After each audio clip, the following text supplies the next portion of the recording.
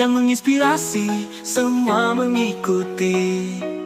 Baik, di sini kita dengan ada Bapak Kepala Desa Mandala Mekar sekaligus dosen Universitas Emper Masigit.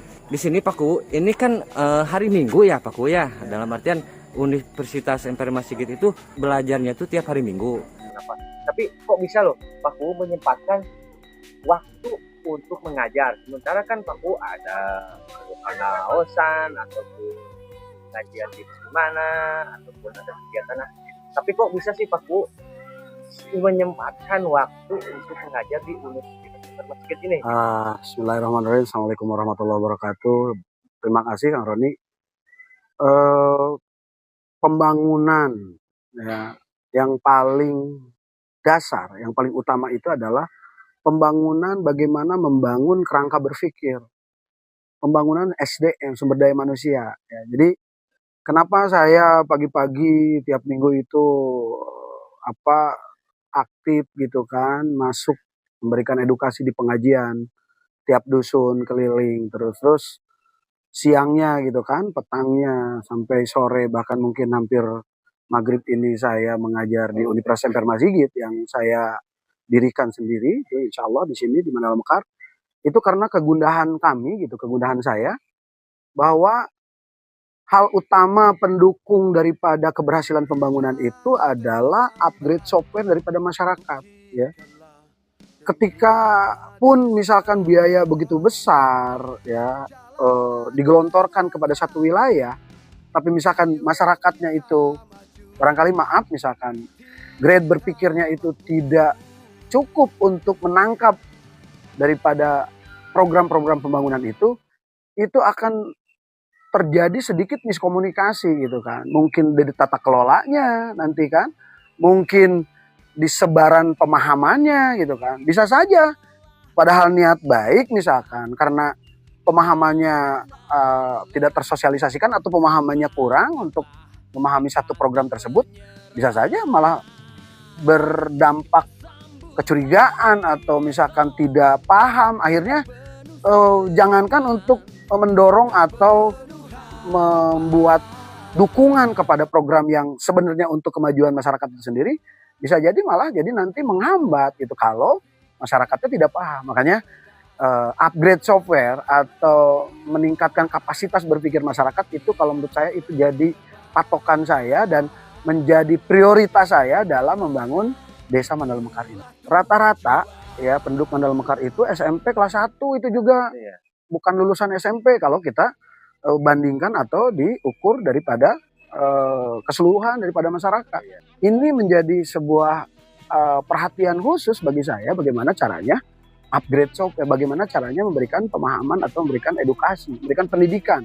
Walaupun mungkin agak nyeleneh pola namanya Universitas Emper Masigit itu bagaimana agar mereka bisa merasakan atau bangga dengan ikut serta di kegiatan belajar mengajar yang diadakan oleh kami. Ini banyak keterbatasan kalau saya lihat. Satu keterbatasannya mungkin ekonomi. Ada yang ekonominya juga misalnya cukup tapi anaknya waktu itu nakal, tidak mau sekolah gitu kan. Terus juga untuk mencapai jenjang misalkan sampai pendidikan itu kan ada biaya yang harus dilewati, ada waktu, ada keseriusan juga dari orang tuanya untuk menggiring atau mendampingi anak-anaknya agar bisa bersekolah atau bisa kuliah. Nah, ini yang kami mungkin manfaatkan hari ini. Tidak ada misalkan karena sudah tua atau dia sudah tidak cocok lagi. Enggak.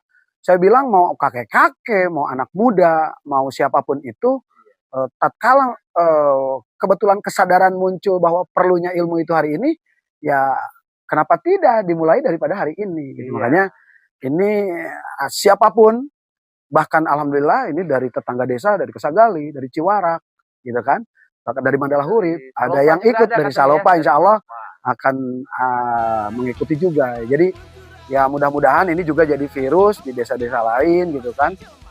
Entah mungkin di sana nanti menggunakan tenaga ahli, menyisihkan dari dana desa. Kalau hari ini sampai hari ini saya tidak menggunakan dana desa serupiah pun untuk ini gitu kan. Ini betul-betul murni daripada kesadaran saya sebagai anak bangsa, sebagai warga negara, karena di pasal 31 kalau nggak salah di Undang-Undang Dasar 1945 ada pasal yang berbunyi bahwa setiap warga negara itu berhak mendapatkan pendidikan yang baik dan negara itu wajib menyelenggarakannya dan membiayainya.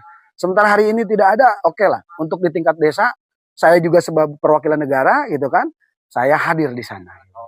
Ini kan tidak menggunakan dana apapun, atau dalam artian ini gratis gitu ya, nggak ada pungutan biaya telepon untuk mahasiswanya.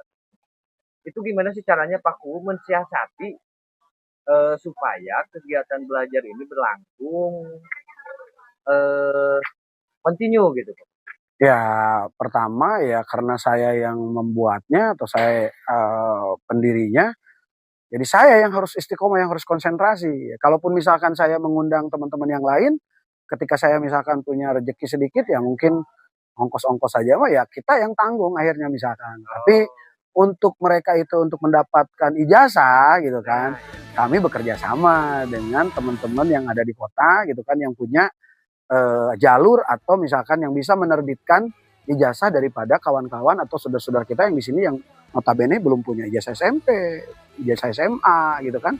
Nah, alhamdulillah itu kan memang tidak dipungut biaya. Jadi saya bisa menggratiskan ini ya total betul memang gitu. Ya yang penting terutama kalau ujian kan hanya 1 hari 2 hari mungkin 3 hari ya. Tapi kan yang harus kontinunya itu bagaimana pengajarannya. Bahkan kalau di tahun kemarinnya itu bukan hari Minggu saja, Jumat sore dan Minggu sore gitu ya. Alhamdulillah. Jadi di sini itu Universitas Informasi itu kan bukan cuma tahun ini ya, jadi udah meluluskan berapa mahasiswa gitu ya? Kalau saya bergerak di Tasik, insya Allah kurang lebih mungkin dari 2013 ya, bisa 13, mungkin 13 tahun lebih ya. Nah, tapi kalau di Mandala Mekar ini alhamdulillah dengan 3 tahun kemarin itu sudah meluluskan 87 orang mungkin ya, yang akhirnya yang tidak punya ijazah SMP ada, yang tidak punya ijazah SMA ada, ya sekarang.